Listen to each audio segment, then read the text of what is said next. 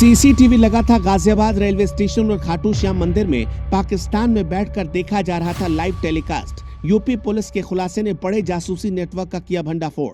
दिल्ली और Sonipat railway station पर भी लगे थे जासूसी कैमरे। सोलर एनर्जी से चलने वाले इन कैमरों की लाइव वीडियो फीड पहुंचाई जाती थी पाकिस्तानी सर्वर तक। देश की सुरक्षा में बहुत बड़ी सेंधमारी। मोबाइल में छिपे जासूसी ऐप से भेजा जाता था लोकेशन। भोवापुर से मिले एक सुराग ने भारत में बैठे पाकिस्तानी एजेंट्स को किया बेनकाब। सुहेल मलिक निकला मास्टरमाइंड। धंधे में शामिल थी नाबालिगों की बड़ी टीम। आईएसआई के इशारे पर होता था काम। गाजियाबाद से आई इस खबर ने पूरे देश को सन्न कर दिया है। हमारे रेलवे स्टेशनों और मंदिरों के ठीक ऊपर पाकिस्तान की गंदी नजर जमी हुई है। गाजियाबाद की कौशाम्बी पुलिस ने कैसे गिरोह को दबोचा है जो भारत की सुरक्षा में सेंध लगाकर उसकी लाइव फीड सीधे सीमा पार भेज रहा था। ये कोई साधारण अपराधी नहीं है। ये आईएसआई के वो पालतू जासूस थे जो चंद रुपयों के लालच में पूरे मुल्क को खतरे में डाल रहे थे। इस गिरोह ने दिल्ली और सोनीपत जैसे महत्वपूर्ण रेलवे स्टेशनों पर चोरी छिपे ऐसे सीसीटीवी कैमरे लगा दिए थे जो सौर ऊर्जा से चलते थे। इन कैमरों को किसी बिजली कनेक्शन की जरूरत नहीं थी और ये लगातार हमारे संवेदनशील ठिकानों की तस्वीरें पाकिस्तान भेज रहे थे। अभी तो 50 और ऐसी लोकेशन इनके निशाने पर थी जहां ये कैमरे फिट करने वाले थे। ये सोचकर ही गुस्सा आता है कि हमारी सुरक्षा के बीच ये गद्दार इतने समय से एक्टिव थे और हमें कानों कान खबर नहीं लगी। इस पूरे जासूसी नेटवर्क का मास्टरमाइंड सुहेल मलिक उर्फ रोमियो है।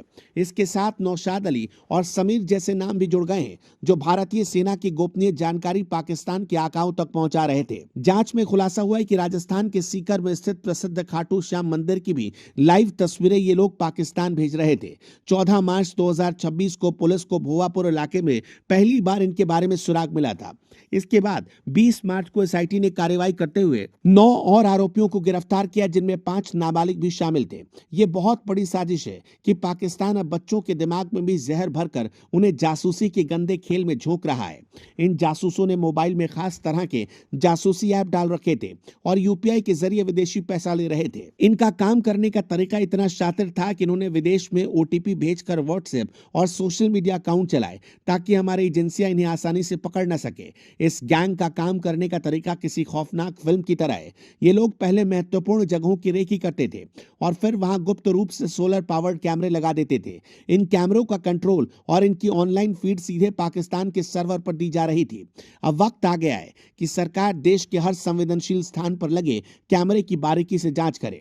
हमें यह पता लगाना होगा कि हमारे मंदिरों और स्टेशनों पर लगे कैमरे हमारी अपनी एजेंसियों ने लगाए हैं या फिर किसी और ने।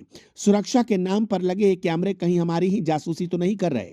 ये डिजिटल घुसपैठ सीधी जंग से भी ज्यादा खतरनाक है क्योंकि इसमें दुश्मन हमारे ही घर के अंदर बैठा होता है। आईएसआई का ये नेटवर्क साबित करता है कि दुश्मन अब छिपकर वार कर रहा है। ये गद्दार हमारे ही बीच रहते थे और हमारे ही स्टेशनों की लोकेशन दुश्मन को बेच रहे थे। सुहेल मलिक और उसके गुर्गों ने सोलर कैमरों का जो इस्तेमाल किया वो उनकी आपराधिक बुद्धि को दर्शाता है। पुलिस अब नौशाद अली और समीर की तलाश में जुटी है जो फिलहाल फरार चल रहे हैं। इन जासूसों का असली टारगेट भारतीय सेना के मूवमेंट और रसद की सप्लाई पर नजर रखना था। यह हमारे सुरक्षा तंत्र के लिए एक बहुत बड़ी चुनौती है जिसे सरकार को पूरी गंभीरता से लेना होगा। आज इन गद्दारों को ऐसी सजा मिलनी चाहिए जो एक मिसाल बन जाए। हमारे धर्मस्थलों और सार्वजनिक जगहों की सुरक्षा केवल पुलिस के भरोसे नहीं छोड़ी जा सकती। हमें खुद भी अपनी आंख और कान खुले रखने होंगे। अगर आपके पास कोई संदिग्ध व्यक्ति कुछ अजीब करता दिखे तो तुरंत आवाज उठाएं। पाकिस्तान हमारे ही युवाओं का इस्तेमाल हमें कमजोर करने के लिए कर रहा है। ये जासूसी का जाल पूरे देश में फैल चुका है जिसे जड़ से उखाड़ना अब बहुत जरूरी हो चला है। देश की सुरक्षा के साथ खिलवाड़ करने वाले इन लोगों को समाज में कोई जगह नहीं मिलनी चाहिए।